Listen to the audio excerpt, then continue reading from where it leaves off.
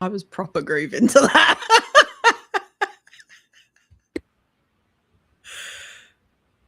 Did you hear the theme? Was it playing for you? Yeah. Okay, it didn't play for me. That's really I sad. feel it is because I was so excited to hear it again. Oh, I can sing it to you if you like. No, it's fine. It's fine. We should probably start this thing. Yes. Yes. Hello. Hello. I'm Sora. And I'm Saffron. Welcome to Strangers in Fiction. I think there is a slight delay with this, but we're going to figure it out as we go along. I'm sure it will catch up eventually. Yeah. For those of you who haven't heard of us, we're two humans vaguely, and we talk about reading, writing, and all of the other random shit that happens to us in our lives. It's been a hot minute since we did this show, and I'm so glad that we're back for season 2. Yes. It's a joy I was really missing in my life. Me too. Me too. How long has it been? It's been forever. It's been like 7 months. I think I checked earlier, and it was the 19th of January was the last episode of season 1. I don't even think we finished it. I think we just stopped doing it. Yeah. There was like thanks for joining us for this season. It was like, stop now. But yeah, we're back. Well, like we just had life stuff and we needed an impromptu hiatus, but we're back now and it's going to be awesome. Yes, and people like it always sick was. of us. I think they're going to get sick of me because I'm fucking everywhere at the moment for no good reason. I'm creeping up in everybody's places, getting annoying. That was never going to be a good sentence coming out of my mouth. It's never going to be good. It's fine. It's fine. I like creeping in people's places sometimes. Sometimes that's what you got to do. It's part of the deal. I'm gonna shut up now. In the interest of keeping some sort of useful thing of this thing we're doing, I'd like to know about what you've been doing. What have I been doing? What have you been up to? It's been a very long time, and I literally every time you ask, my brain goes completely blank. So I have just been sitting in this chair in suspended animation for the last 7 months. I haven't done anything. I hope you've been dusted. Yes, several times. By who, I don't know. I'm still trying to figure that out. What have I been doing for the last 7 months? I have not been writing. I can tell you that. Sora, I know. Supposed to. I know. And I have been trying, which is the sad part, is that I was creepy. I did solve all of thank you. I solved all of the structural problems around the last time we spoke with book 2 and with the larger story. And then I spent 2 weeks, I shit you not, 2 weeks straight checking my work obsessively. I was like, where's the next problem? Where is it? There's still got to be something broken. Is it really fixed? Did I really do it? So I spent 2 straight weeks obsessively checking over everything to make sure that it all worked. And then I was like, great, yes, it's fixed. And abruptly, and I was really excited to get back to drafting, and then abruptly discovered that I had absolutely no interest in drafting whatsoever. Oh, yeah, that'll do it. Yeah. And, I've just been like troubleshooting that for the last 7 or 8 months. And I finally, what was it that happened? Actually, I turned my attention to chapter 3, which is where I had left off. Yeah. In the drafting process. I'm kind of all over the place. I've written a million words of this monstrosity. Most of it was book 1. Some of it has been book 2. And a lot of it is just like other random shit that I have no idea where I'm going to put for a lot of it. But so I'd made some progress on book 2 already. So I was in chapter 3. And I am now in chapter 8. And of course, chapter 8 is this like argument that I've been trying to get right for a very long time. Mm-hmm. And my reach has sort of exceeded my grasp in that I have a very clear vision for it, and I can articulate that vision with ridiculous levels of precision. But I know everything that's in it, Mm-hmm. but when it comes to actually sitting down and drafting the conversation, it just, I can't get it to come out right. So I have the classic artist problem of I cannot execute my vision. That's so cliche. Yeah, I've just not been doing drugs over it for the past several days. Oh. I reinvented outlining to try and figure it out, not realizing that I had reinvented outlining. I bet you were like, I was like, I need a new method about this. Outlining doesn't work for me, so I need a new method that will actually help me. And then I reinvented outlining. That's amazing. So yeah, that's been my writing life, which has consumed massive amounts of my time and brain power, even though I've made absolutely almost no progress on it whatsoever. But I've also had a cross-country move. Yeah, you did a big thing. Yes. I did a big thing. I decluttered a lot of my belongings and my husband's belongings, and I shipped him some of the things because he was already living in the new apartment as I was living in the old apartment. And like, it was so stressful. We had some casualties. I lost my 2 larger bookcases. Sad. So I will need to replace my bookcases. Yeah. But, my books went in boxes, and then Jeffrey and my friend who I married and I drove across the country, and then I unpacked my books onto the shelves and cleaned the apartment because he hadn't cleaned it in a minute. Lucky you. Yeah, it's fine. It's fine. It's nice and clean and tidy now, though, because I did a big declutter. I'm not finished decluttering, but I've gotten like kind of obsessed with decluttering podcasts. Like, it's weird. What is that? It's just, okay, so Cass from Clutterbug is one of the... She's great. She's just really fun to listen to. She's really motivating, and she has a lot of really awesome practical advice that you don't really get very many places. That and she has ADHD, so she's bonkers and delightful and completely relatable, and she understands ADHD brains and disorganization and things.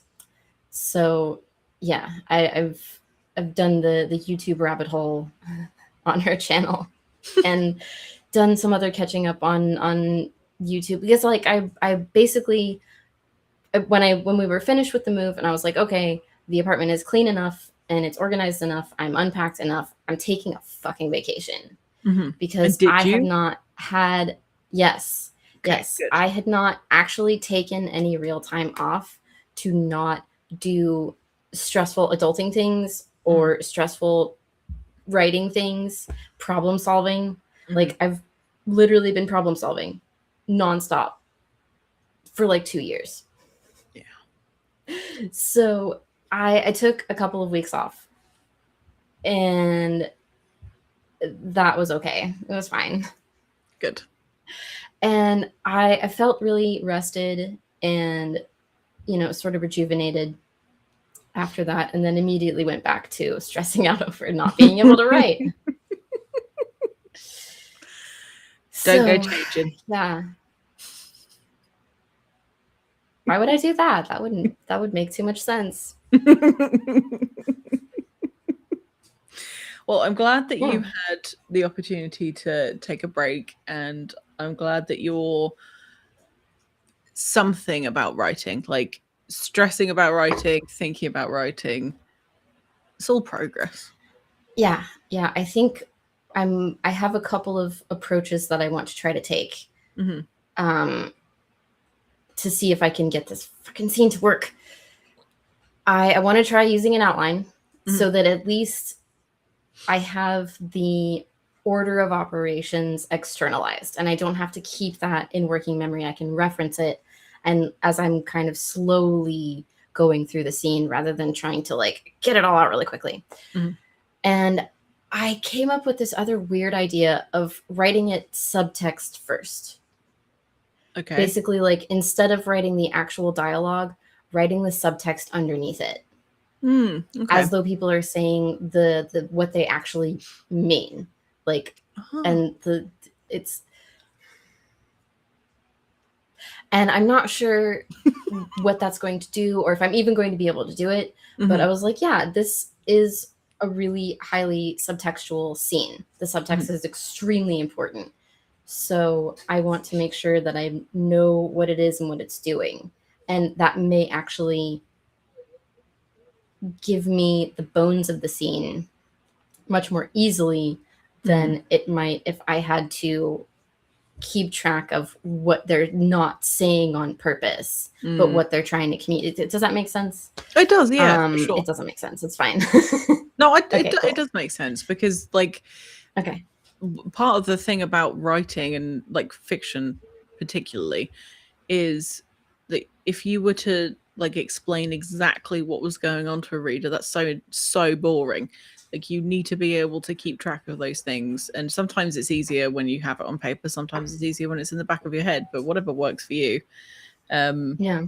And whatever like helps you to convey what it is without like spoon feeding your readers, because otherwise it's just gonna it feels patronizing when, for me anyway, when I read things, I'm like, yes, I know what a fucking kettle looks like. It's, you know, just, you know. Yeah. No, I feel you. I would put that respect the reader's intelligence. You know, like you don't need to explain everything to them. Most people will just kind of get it. It's funny how people are like really firmly in either camp. I'm very much like you, although I do tend to over explain by accident because I do that anyway when I talk, but there are people that are like, assume the readers are idiots, and I'm like, well, they're probably not. Like, people have had lives, they've had experiences. Not. Yeah. Anyway, that's a whole other thing. But yeah, so I mean, that's a philosophy. Yeah. Is it so? Are you like actively thinking about / working on this particular scene like now, or is it something that you're starting to pick back up again? It's something that I have been working on and noodling around with, wrestling with for about a week now. Okay. Yeah, I've been wrestling with other stuff also because there's another argument later in book 2 that's very similar in that it's extremely complicated and there's a lot going on and a lot of things that people are saying and not saying, and there are multiple issues being discussed. In the first argument, there's only one like point of contention, which is good because that's much less to keep track of. But in this second argument, it's like everybody's mad about something and some of them are mad about multiple things, and it's just a lot. So yeah. Well, hopefully you'll probably. How have you been? What have you been up to? How's your writing going? There's such a delay. I just want to say real quick, hopefully that the mechanisms that you put in place for yourself for this, you can translate to later thing, even if it is more complex, because that hopefully is going to cut off some stress time for you. Yeah. And just like make it, you know, like that's the reason why it's stressful, is that I'm trying my best and it's not working. I know how that goes. It's fine. That's a theme.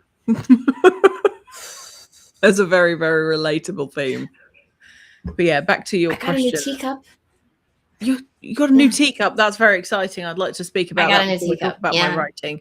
I would like to see the teacup a bit closer, as long as it's not doesn't end up as a casualty with your keyboard. That's very cute. Right? I like it. I got a set of 2 of them from like an actual antique shop. Oh, I that's tried to say nice. store and shop at the same time. That's okay. Yeah, it was really nice. Yeah, and very good timing too, because I finally did chip the saucer on my other teacup. I know. I dropped it while I was hand washing it because I'm that's so I'm annoying. like that. I know. It was terrible. But it's a teeny tiny little chip, and you know, I could probably just glue the little teeny tiny pieces that I collected back on. I imagine if you're anything like me, that those little teeny tiny pieces and the chip saucer are going to sit somewhere for a very, very long time before you get around to gluing them on. Why you gotta call me out like that? Savage. Because we're the same person. Yeah, we're the same person. That's why. It's because I can see you. I can see myself in you. I can see yourself in me. We're both got stuff going on. Just slightly different flavors, I think. Yeah. Anyway, yeah, I have been working on Blackout actively, which has been really fucking stressful. I finished it, but it's not finished. Like, it's nowhere near finished. But I typed the end, right? Which was very exciting. Yes, yay! Yeah, that was cool. That was at the end of June, I think. Congratulations! That's so exciting. Thank you. I'm pleased. Well, I say I'm pleased. Nice. So, one of the reasons why I finished the first draft in the first place is because my dad said it was the only thing he wanted for his birthday in the whole world, and he didn't want anything else. And I was like, I'm gonna really be upset if I can't do this for you, because he knows that he can guilt trip me into doing stuff, and it works.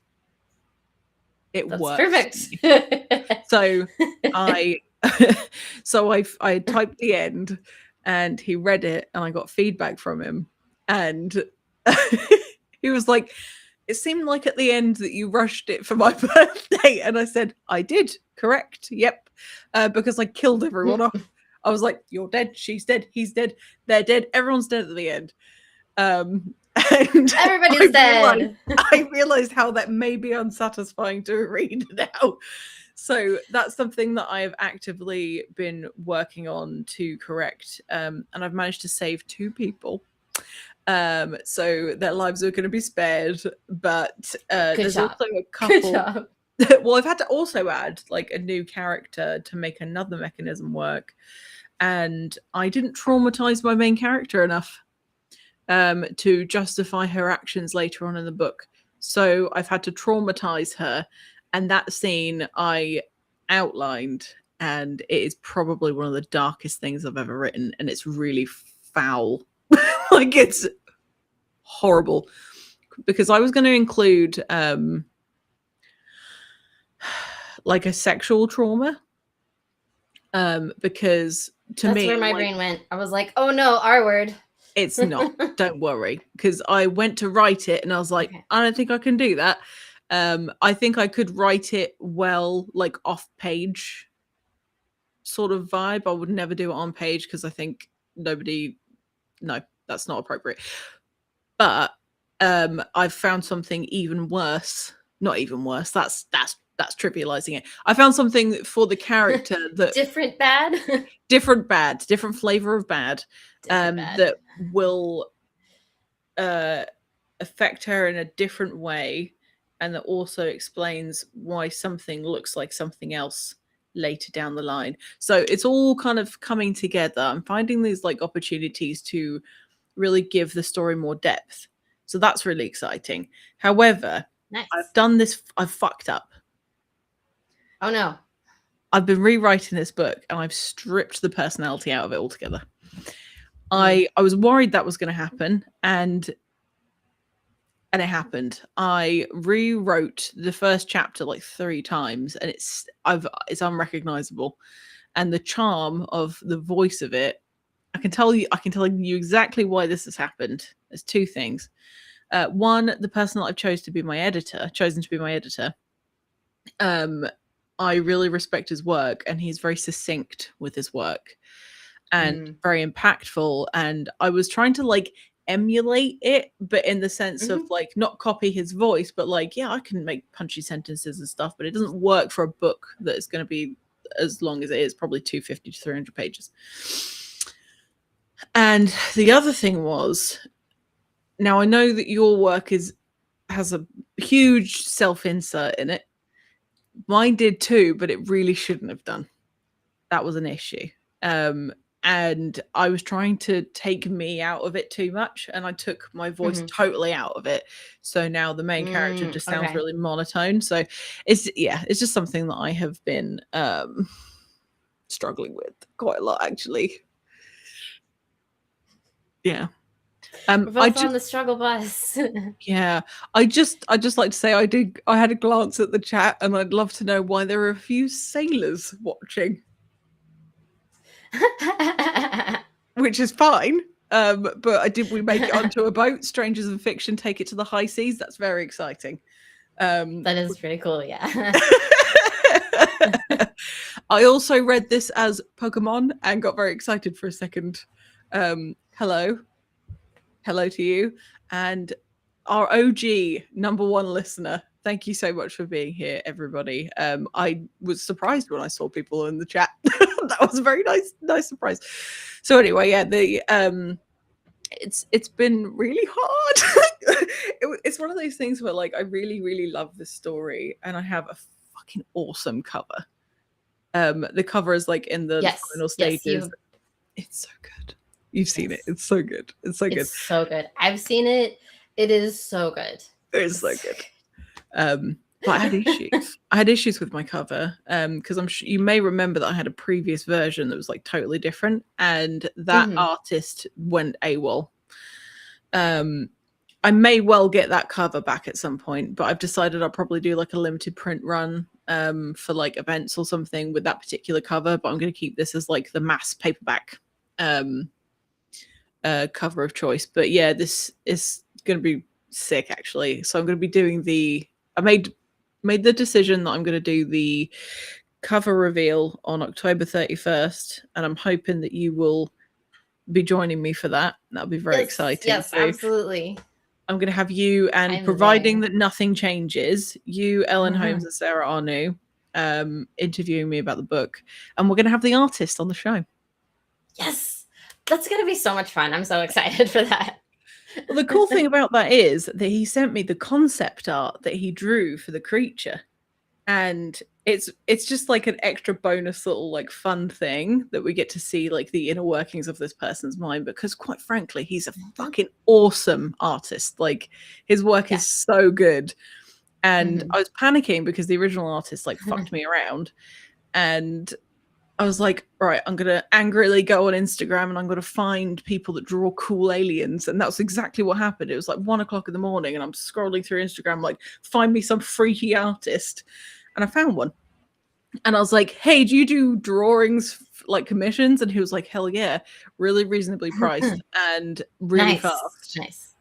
And just fantastic to work with. So that's Jonah Byron for anyone that's interested. But his work's so good. So I'm very excited.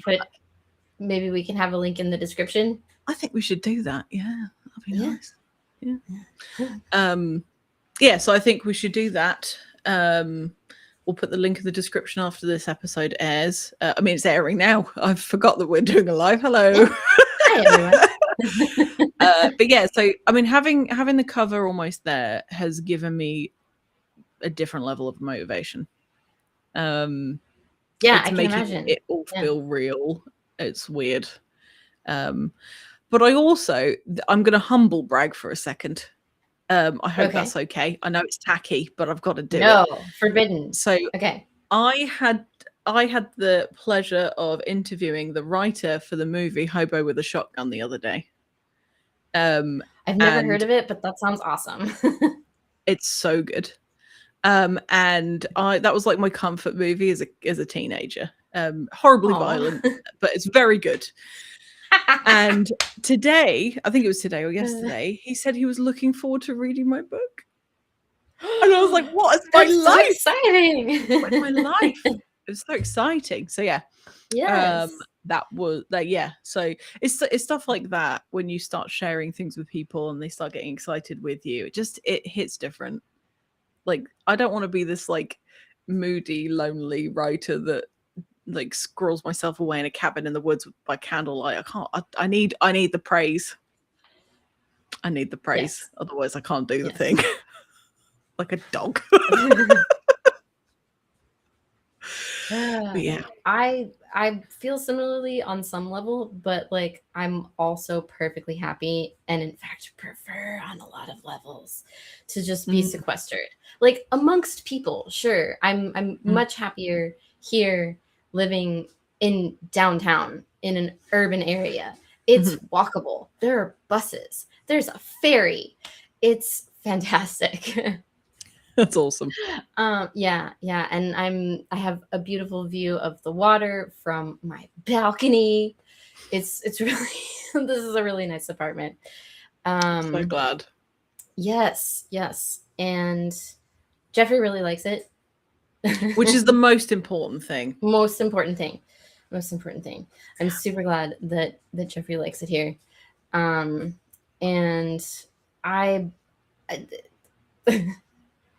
I am trying to get back to, as of like yesterday, when I was like, hang on, I have been avoiding boredom for like 2 years straight. I have not just like sat with my own thoughts. I've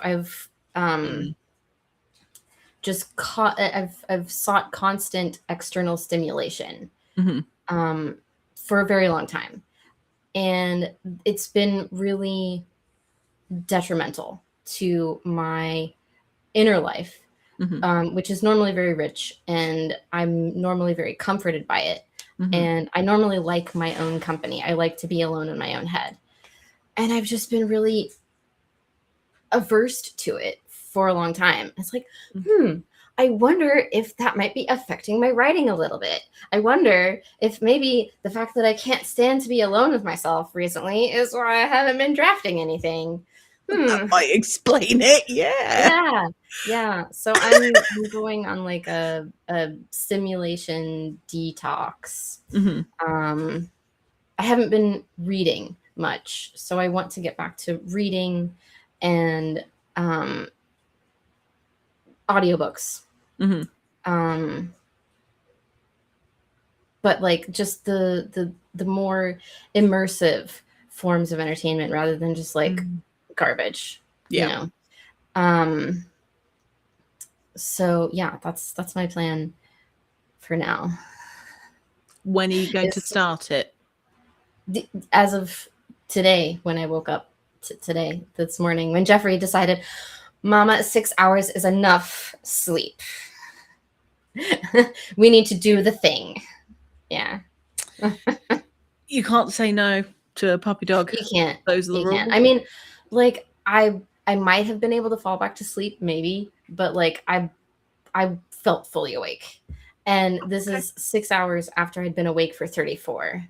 So I'm up to my usual hijinks with the not sleeping bullshit. Sora, I know that you can't help it. Yeah. I truly believe that you are going to be responsible for this generation's Alice in Wonderland. Because with not sleeping the way that you don't sleep, so at some point you're going to have a break and write the craziest fucking thing. That's what I imagine is going to happen. Am I not already writing the craziest fucking thing? I'm pretty sure I am. Yeah. We're getting some free advertising in the chat, by the way. We are? Yeah. If you're just tuning in, you can catch up on the banter of all the season 1 videos available here on YouTube. That's good. That's what we should be saying, I think. Right. Thank you very much for doing our job for us, because I forget that we have to do that. Also, you can subscribe. I'm pretty sure the button's up there. It's free. Is that a button? No, it's a picture. No. It looks like one. The subscribe button's down button there. is like, it's down there. It's there somewhere. I don't know what orientation you've got on. I don't know. You might have to scroll. If it says subscribe and it doesn't charge you money, you should do that definitely. I've had to start doing that on Booked as well. And I do it right at the end and I go, I'm really sorry, but please subscribe. And I get really like upset about having to ask because it's so cringy. That's why I'm like, put it right. up. You don't subscribe. There's no pressure. Yeah, like I'm really sorry to bother you, but you're already watching this anyway. Can you please just fucking click a button? Yeah. Right. Just ignore the notifications. It's fine. It helps to support the channel. Yeah. Exactly. Because I'd love to just chat shit and not have to work. That'd be nice. Yes. That'd be lovely. I mean, I do that anyway, but it doesn't make me any money. I'm doing that for free at the moment, on many levels. But yeah, have you had anything else going on? Did you pick up any hobbies since the last time we spoke? Possibly, but I don't remember. I don't think so. I don't think so. Okay. And I haven't read very many things. I think I read some Dresden Files comics. I've read some manga. I'm almost finished with the series that I was collecting. You can't see it, but it's right up here.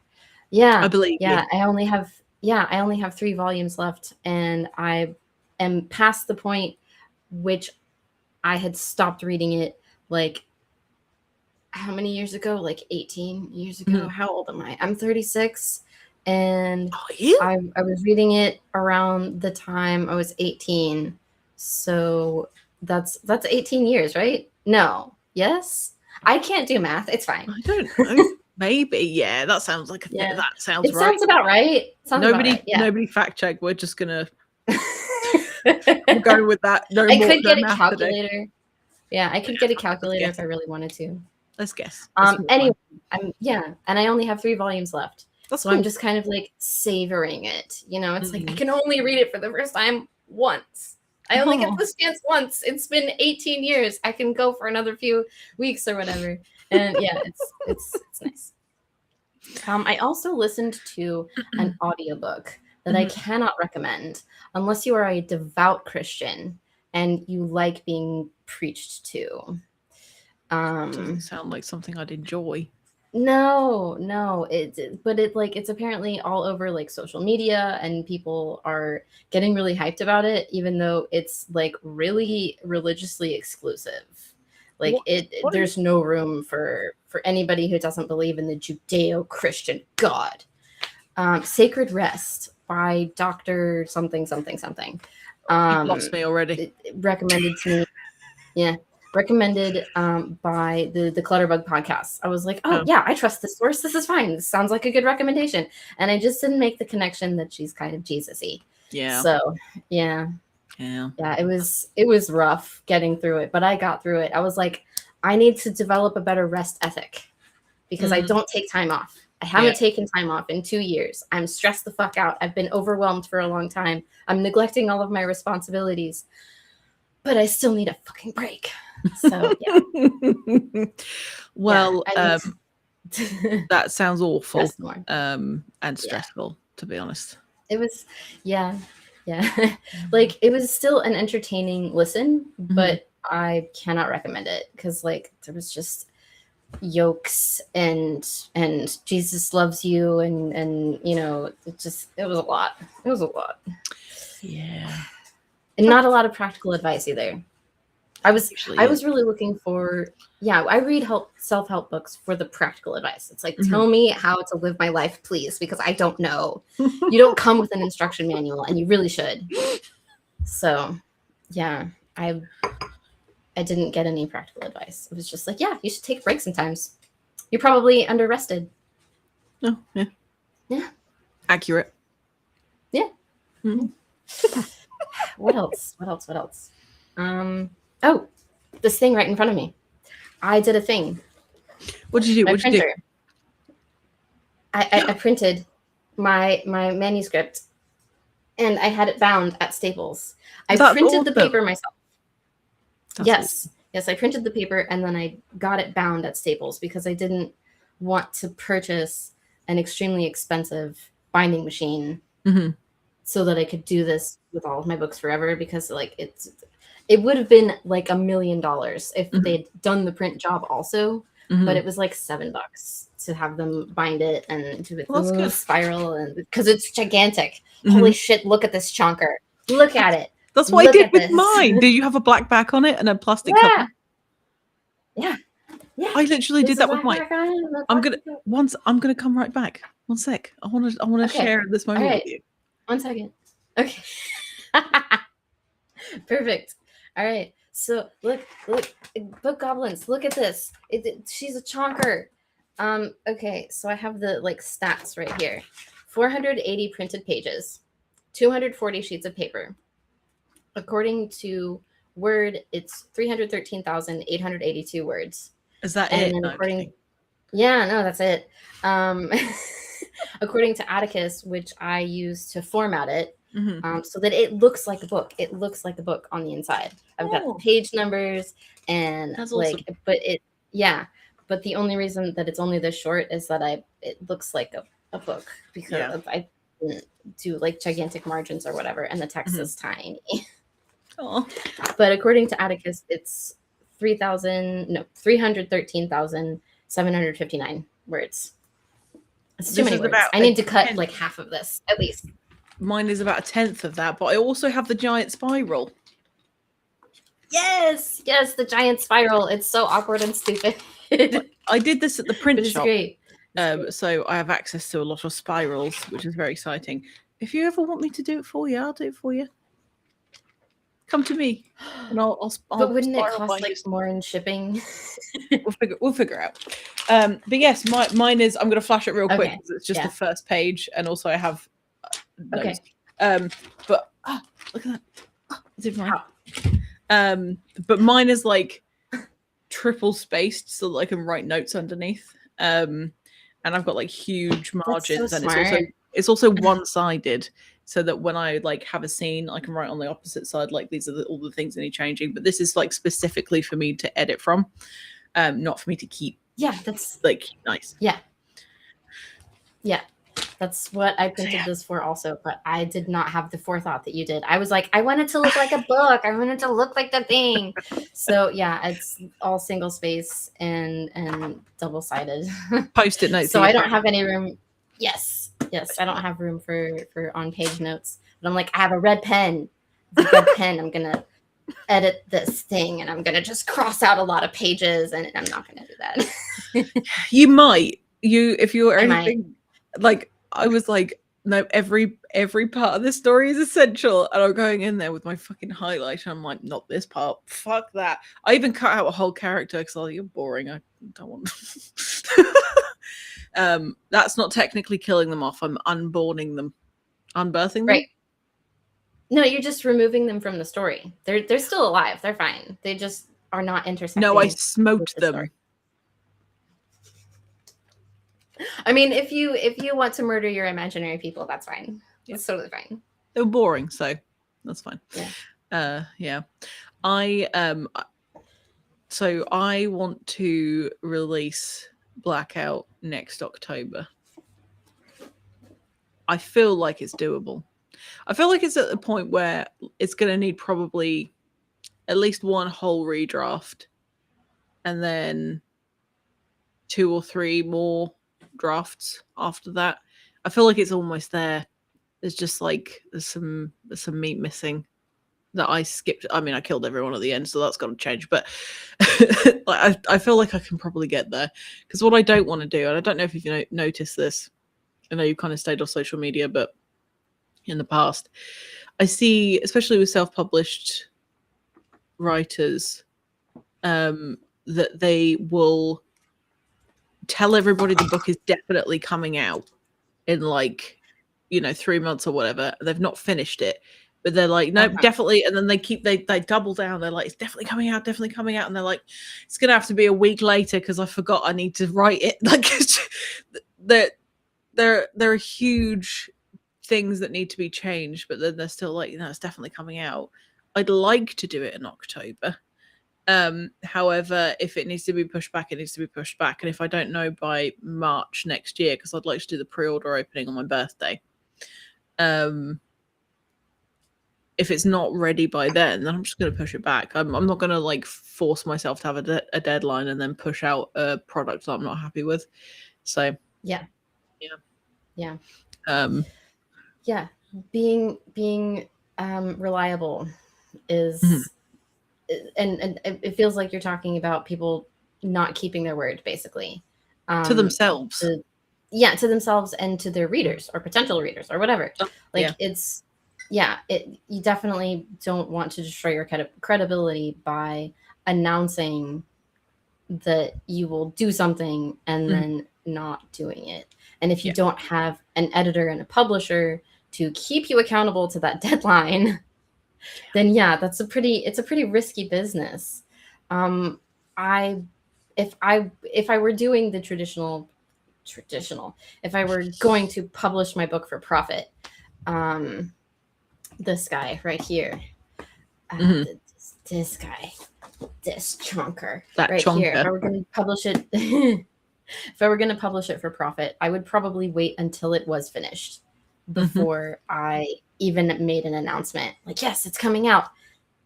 Then, because I can guarantee that. I don't think a public deadline would be motivating to me. I think I would. I'd put it off. I don't know. I think I am fine letting myself down. I think we probably established this in a previous episode. I don't mind letting myself down. I hate letting other people down. I'll still do it, but I don't like it. So avoiding feeling bad is like half of the motivation for me. That's why the first draft got done in the first place.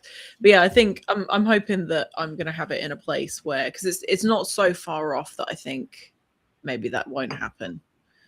I feel like it's just a case of doing it rather than it being a massive chore. But it's not. Yeah. And speaking of, that's one of the things that's keeping me from drafting is my brain is convinced it's going to be boring. It's going to be boring. I hate writing. I don't want to do it. But it's fun. The work is fun. Yes. Like, yes, it's been really stressful and really hard for a really long time. And it hasn't been rewarding. It hasn't been rewarding for a long time. But we can get back there, brain. We can do it. We can get back there. We're going to do it. Do it. You have to do it. Yes. It's the rules. You started it. It's just like a plant. That's a terrible You got to water it by writing. And if you don't, they'll be sad. And that should make you feel bad. Well, if you don't water a plant, it dies eventually.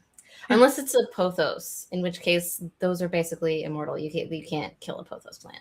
I mean, you can, but it's really hard. I succeeded in killing a pothos plant once. Well done.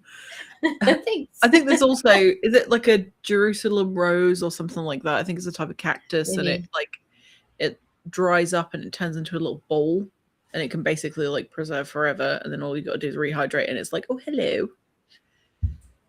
Weird. I might have made that up. That might be a lie. We'll find out on episode 2. I'm going to come with a fact or fiction. And this is this episode's fact or fiction. Is that a real plant? Or did I just make it up? I had somebody asked me on Booked the other day, I think it was Mike Cahoon, and he asked me like what inspired me to write, and I was like, well, this thing that happened to me as a kid that I'm not really convinced actually happened, but it inspired me enough that it was like real. It was real enough. Are you I'm writing it down. To the immortal keep me accountable. Yes. Well, I don't want to forget. I will forget. It's a desert plant, I think. And they're like drought resistant or something. If it's real. If it's real. And if you made it up, then you put it. And if you made it up, then you can just put it in a book and then it's real. Somewhere. Genius. You're genius. I love that. Yeah. Now, I know you said that you've not really been reading that much recently. Yes. but we're going to start doing this thing on the show where each of us are going to recommend books to you, dear listeners, because we started trying to recommend books to each other, but I don't understand Sora, so I'm going to learn through that. This is my really arse backwards way of trying to find out what kind of stuff Sora likes. So we're going to do it's not quite a show and tell because I haven't got the physical book, and I don't know if you've got your physical book, but we'd like to. I do. Rose of Jericho, thank you. Oh, that was gonna. You even remembered the name, sort of. Yeah, Rose of Jericho. Yeah, I was close. Yeah. That's close. Thank you very much. Good job. Yeah, I appreciate that. I thank you very much for confirming my almost fact. But yeah, so would you like to do your recommendation first? No, but I will. Oh, do you want me to do for mine you first? Today? No, it's fine. Okay. Okay. Go ahead. I was mostly joking. Brain fart. Okay. I've not had enough sleep. Okay. So for you today, Book Goblins, I have Vamped by David Sosnowski. I'm pretty sure that's how you say his name. That's a really cool cover. This cover is sick as fuck. Look at it. It's better than this one. It's the same book, but your cover's better. It is. Yeah. And this is not the same copy that I read forever ago, but like when I was in high school, this was not appropriate for me in high school, but I read it anyway. Because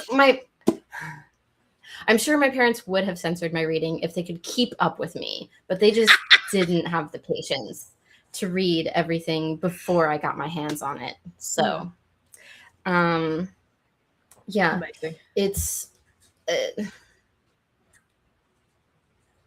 how do I describe this book? It is obviously there are vampires in it. It's a vampire book. Good. Okay. But yes, the main character, narrator, I think. I don't remember if it's in first person or third. Ooh, it's present tense. I forgot about that. So yeah, it's present tense, first person narration, narrated by the main character, who is a vampire living in a society of vampires. Humans are basically rare artifacts, and there are only two. They're basically like a handful of living humans left, and the juice box is like I don't remember the plot very well. It was a long time ago, but they've developed like artificial blood. Mm-hmm. So like the society of immortal people. It's the setting is really cool. The world building is really cool. The concept is really neat. Mm-hmm. And the characters are all very gritty. Like they're all very believable and human, weirdly enough. But the plot follows the main character finding a living human child, a little girl. And he basically takes her in and raises her. And it just follows her development, basically. I don't remember what conflicts there are. I don't remember the main conflict. I'm pretty sure it was just I honestly, it's been a long time. I was in high school, okay? And I purchased a copy of it so that I could reread it because I remember really enjoying it. But if you haven't read it and you've never heard of it, Book Goblins, check out Vamped by David Sosnowski. The voice is really distinctive and really fun and witty. Cool. And it's a good book. It is traditionally published. We have decided to expand from indie books and recommendations to any books. Any books. Books are good. We like them. Yeah. Put them all on the same level field. Level field? Fucking hell. Level playing field. I kept typing the word landscape as landscape. I did it 4 times today. That's fine. That's fine. Is it? I don't feel like it is. Yes. Rose of Jerusalem. It's fine. It's fine. Yeah. But yeah, that's really all I have to say about it. Sweet. It's a good book. I will. Yeah, I'm planning on rereading it sometime soon. I'm trying to get into my rereading era where I'm just like consuming all of the media that I have started and not finished. Like in terms of series that I started forever ago and haven't finished, and rereading stuff that has like nostalgic value for me, or I just remember encountering a long time ago, and yeah, that's nostalgic value. So that's the phase that I'm in right now, or I'm trying to get into. It's not really working. It will eventually. I'm gonna do it. You just got. I'm gonna do it. It's just a matter of. Yeah, it's just a matter of starting. Yeah. What about you? What would you like to recommend to our book goblins as your first book recommendation? Well, my first book recommendation, before I show you what it is, it's not out yet. It's out in September. But you've read it already. I got an arc. So this is by this is the book Something of a Calling by Zoya Stage. I got the opportunity to read. It's sick. There's also a hardcover sprayed edge version. It's got like leaves on the edge, and it pops. It's stunning. I have ordered one already. I loved this book very much. It's an eco horror. It's out. I made a note of what date it's out. September 15th. And I think the audiobook is like November. I can't remember exactly what date. I forgot to write it down. But I adore this author. If you've seen any other episodes of Strangers in Fiction, you know I'm obsessed with the book Baby Teeth, and her work is fantastic. And I did get to interview her, and it was one of the best things that I've done in a long time. But yeah, Zoe is amazing. And this book it's got a lot going for it. It's got a lot of guilt. It's made me feel bad about how I conduct myself in the world. Moving from England to America, I didn't realize, like, I thought we were bad in England for like throwing shit away and not recycling stuff and having single-use items that like destroy the fucking planet. It's so much worse here, and I have this like weird secondhand guilt from just being around it. So this book, if you already feel guilty about stuff like that, it's gonna feel worse. It's not specifically about like pollution and things like that. It's about the animals. Basically, they want to take this planet back. The way it's done is like really dark, and I think the main character is like sort of towards middle age, which is a really cool perspective to have, and you get to see like the unique relationships that women have with one another, and it just is really cool. It's got a lot going. It's not that long either. I haven't got the physical copy in this room, but it's I think it's like less than 300 pages. But yeah, I really liked it, and I thought it was fantastic. And if you like things like eco horror, if you care about the planet, if you like well-written books, Something of a Calling is coming out on September 15th. You can pre-order it, so you can go do that. And we can put links to these books in the description, I suppose. We'll probably do that. We can. We should do that. Yeah. We'll do that. So I'll put the thingamajigs in the doodah in the bottom. Yeah, awesome. It's a struggle. Awesome. But anyway, yes, that's my recommendation. Excellent. So I've never heard the term eco horror. What is that? I mean, it seems pretty self-explanatory. It's just like ecology and horror, right? Basically, yeah. Okay. Yeah. So if you had like a horror story about carnivorous plants, that's I would class that as eco horror. Okay. Yeah, it's more like naturally things. If it was like about mushrooms, I'm sure that would class under it as well. I mean, there are so many subgenres of horror. I'm not even sure that I entirely understand them, but I know that's how it's been marketed. But I wouldn't say that I necessarily would like pick up a book because it's an eco horror. I just like horror books that have like unique things about them. Speaking of having like a more middle-aged character, I finished reading this technically it's another recommendation, but it's related.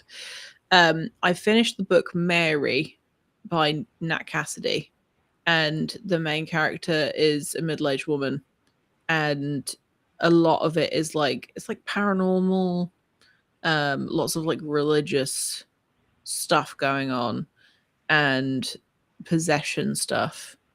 And like a common theme throughout the whole thing is that once you get past a certain age, you become like invisible as a woman. And I liked it, and it was so well written. And he's a dude who wrote this book, and I found that it was very well written. I wasn't like, you should be writing about that. I don't agree with that. I think people should be able to write about whatever they like, as long as they're being respectful and for a purpose. And he did a really fucking good job of it. Nice. But yeah, I really enjoyed it, actually. It's one of the longer books that I've read in a long time, because I'm trying to find like shorter reads so I can achieve stuff. But I don't. Do you ever get that? I have to, because otherwise, if I don't know what happens at the end, I'm like, oh, I'll keep reading it. Yeah. No, I don't really know what that's like at all. I'm always disappointed that the story is over at the end of the story. It's just like I want to have these characters in my life for the duration of my life. You know, they're my friends now. I want to see how their entire life unfolds. I want the entire epilogue. Give me the epilogue. Well, I think because the types of books that I lean toward, I don't want those people around me all the time. They're all bastards. I read about a lot of bastards. I don't know. Short bursts. Be a bastard the whole time. Bob's your uncle. That's my game. I can understand if you're like immersed in something more wonderful and that's actually like good for you. I can imagine that would be a desire that I would have, but I don't think any of the characters I read about are good for me at all. That's fair. That's pretty awful. I forgot to mention that Vamped, the book that I recommended, is pretty dark.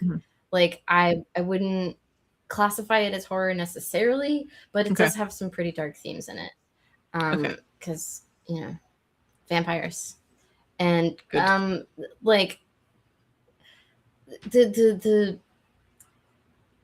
so there are two human children in the story, and they become acquainted. One is like sort of a TV star. He's like a reality show like phenomenon, because like he's human, so they're so rare, and so people are fascinated by them. And the little girl gets to meet him eventually, and they develop some kind of relationship. I don't know. I don't remember there being any romance in this book, so I was like kind of disappointed by it. But yeah, but there's sexual themes, and I remember. I'm not sure if it was this book, but I remember there being a joke about like fading to black or fireworks or something. The author's like, the sex scene goes here, but we're not doing the sex scene. We're going to do fade to black fireworks. It's fine. What else? Yeah, it's just, it's kind of like a little bit child abusey in a couple of places. It doesn't go into graphic detail, but like, somebody kills a puppy, I think. Or like there's a mention of a puppy being killed. So it was sad. There's definitely 14-year-old me was not happy about it. Why would anyone do that? Yeah, I don't like reading about stuff like that, but I feel like if it's necessary for the plot, I'm all right with it. If it's like for no reason, like John Wick, for example, for the whole like the whole series to happen, the dog had to die. Otherwise, he probably wouldn't have snapped like that. But I'd really rather it didn't, and he had just a nice time with his puppy. But that would have been a totally different set of films. Yeah, yeah. I agree. I think that all character deaths, including animal deaths, should be plot relevant. If they're not necessary to the plot, don't do it.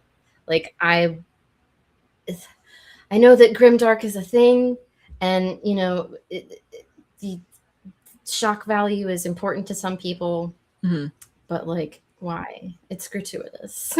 Yeah. I mean, I know that I can. I'm not judging the genre. Yeah,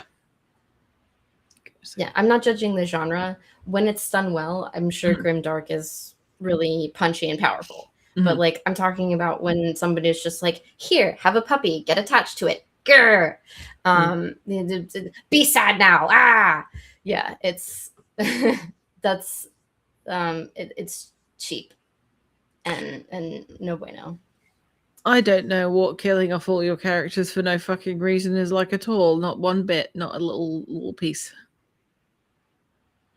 I can't stand to kill characters. I wish that I had your fortitude against character death, or with character death. I can't stand to do it, but I need to. There need to be character deaths in this story. I'll kill him. It's it's promised in the premise. There had die. Oh, I don't want to. Look, hand over the pages that you need a death in. I'll kill him, and then you can tidy it up. Okay. You can come in with the carpet and roll it up with the body, and you can pretend like it's all on me. I'll be the villain for you. That's fine. Excellent. Perfect. Teamwork. Have you got any other news before we start wrapping this up? Because this time's gone by so quick. It has. It has. And I figured it would, but I also figured we would cover a lot more ground and say a lot more ridiculous shit. We haven't found our we haven't found our groove yet. We'll get there. We'll get there. We'll say completely ridiculous shit. I'm just looking around the room for clues. Let me find something shit. No.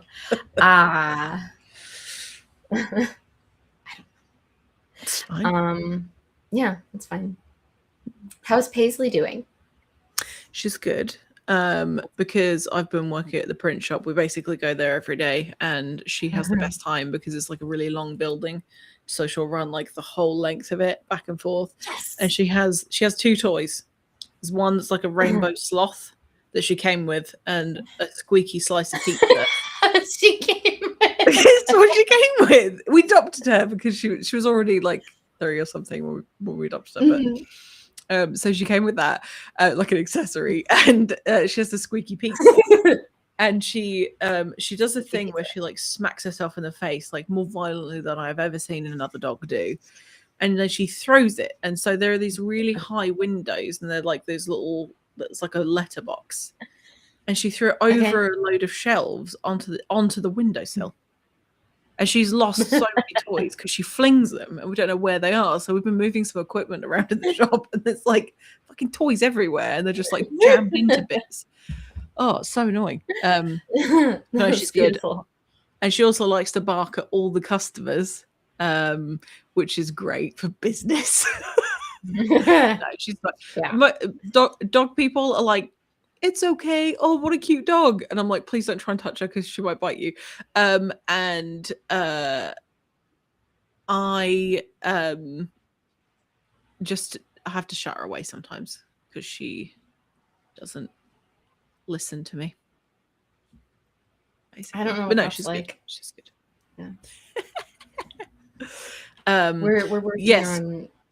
Yeah, Jeffrey and I are working on boundaries and him actually following me where I want to go when we're out on walks. Oh, how's that going? It's a process. It's a process. Yeah. As long as I have really high value treats, everything's fine. Is he treat driven? He's so food driven. It's ridiculous, which is great because good. That means I can get him to listen to me. Yeah. But yeah, I need to make him. I have decided to turn the king size bed sheets. We got rid of our king size bed. We downsized to a queen, and now I have all these king size sheets, two sets of sheets that I want to turn into rugs. I want to cut them into strips and crochet them up into rugs. So that, because Jeff, the apartment is like long. It's a studio apartment, but it's long. I want to give Jeffrey like a runway of rugs where it's just like runners, so he can get the zoomies in here, because we have vinyl flooring. So he gets no traction. So he can't zoomy. So he can only do that. And I don't like to let him run around outside. So he can only do that in the hallway in the apartment building, because there's carpet out there. Yeah. So yeah, and I don't always want to run up and down the hallway with him. I can't imagine why not. Yeah. Sometimes my knees hurt. That's what happens when you hit 30. Everything starts breaking down. Yeah. I think it's like the ankles up start hurting. Like, no. Not a fan of that. Not at all. I just like to yeah, exactly. So I am the hidden villain that no one saw coming in Interdimensional Bachelorette. I think for those who have joined us at all today, or that are watching this episode, you don't know what the thing's called. Oh, yeah. The name of the thing. Yeah. You should probably say the name of the thing. Yes, this thing I'm writing. That's how I usually refer to it, because it's a fucking disaster. Dimensional Bachelorette, a burlesque homage. This is book 1, part 1 and 2, and it is technically a finished manuscript with a round of edits to it. That was just me going through and writing more, and rewriting some stuff. But yeah, I am going to finish book 2 by the end of 2026. I'm going to do it. I have to. You made a promise live on television. Yeah. Yes. No, I made a promise to like myself yesterday, a couple of days ago. I was just like, I wanted to be finished with in 2025, but I was still troubleshooting it in 2025. Yeah. There are still 4 months left in the year and some days. I can do it. Yeah. I can do it. I know what book 2 is now. And as soon as I hit a stride, I will churn out the pages, and it probably won't be this long, but it might. We're gonna get it done. It might. But we're gonna get book 2 written, because I'm so fucking sick of this section of the story. Oh my god, I want to get to book 8 right now today. We better get going with it then. I know. It's been 6 years. I've been working on this for 6 years. It took me 4 years to do this. And then 2 years of troubleshooting on book 2. I'm just like, if things continue at this rate, I don't have enough lifetime left to finish this. That's series. Terrifying. Please start writing as soon as this ends, because you scared me. Yes, I need to finish this story and then many other stories after it before I die. Yes. But unless I get a lot faster, I'm gonna die before I finish this story. So I'm just hoping that doing this right here taught me a lot, and I will get faster.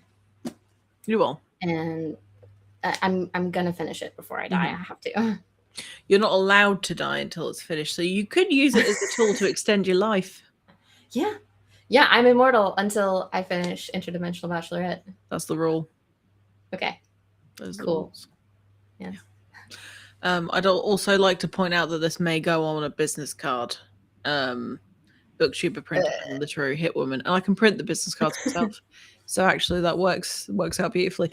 Because then you don't have any questions from people. Like, what does that mean, literary hit woman? Do we need to contact the authorities? Yeah. I'll be really pretentious and I say, if you don't get it, then it's not for you. I'm not really Hell like yeah. that. I'm actually quite nice. This has been a lot of fun, and I'm really glad that people came out to watch this today. Thank you so much for being here, everybody. That's very nice. I was worried for a bit for the first couple minutes. I was like, there's no one there. We'll just talk to each other. It's fine. But it's been really nice catching up with you, and I hope that everyone will come and watch the live or the recorded shows every other Tuesday from now until forever. Or until we need another hiatus. Right. Or one of us or both of us dies. Yes. But you're not allowed to because you've got to finish your books. So Right. Or, YouTube stops existing and all podcasting stops existing. That's never going to happen. People like to listen to themselves talk too much. Yeah. It's true. So since we're immortal and the internet isn't going anywhere until forever. Yeah. Every other Tuesday. Yeah. Here only. But then the recordings will go up onto Spotify, iHeart, Apple, Amazon, and Castbox. So if you guys need to listen, excuse me, I just burped a little bit. That was so rude. If you guys need to listen to this like on your commute and you can't use YouTube or whatever, those things are available. If you go to strangersinfiction.com, there is a list of all of the things that you can click on, and it will take you to their transportation portals, to the websites, links. I couldn't think of the word. Oh my god! Yeah, I haven't touched the website. I haven't touched the website in a long time. I should probably. It's still there. Some stuff. Okay, yeah, I'm sure it's still there. Yeah, the links are still there. I checked, so that's fine. And I think the link to that might be in the description, or it might not be. That's the wonder of this show, is that we really don't know what's going on. We have no idea what we're doing. Yeah. No, but we're here, and that's what matters. Yeah. We should probably. Oh no. What? Please finish before I die, or I will have to haunt you just to hear it at the end of the story. Well, free haunting. Yes, that's fine. You can haunt me if you need to, but I will do my absolute very best to finish this story before everyone who cares about it dies. Before anyone who cares about it dies. Yes. And on that note, I think we could probably say goodbye. Yeah. Thanks so much for joining us today, Book Goblins. We hope you have enjoyed our incessant rambling. Like and subscribe, click all the buttons and things, and read books. Read books. I'm gonna click on the outro now. Yes. I'm gonna start the music. Goodbye. Okay. Bye.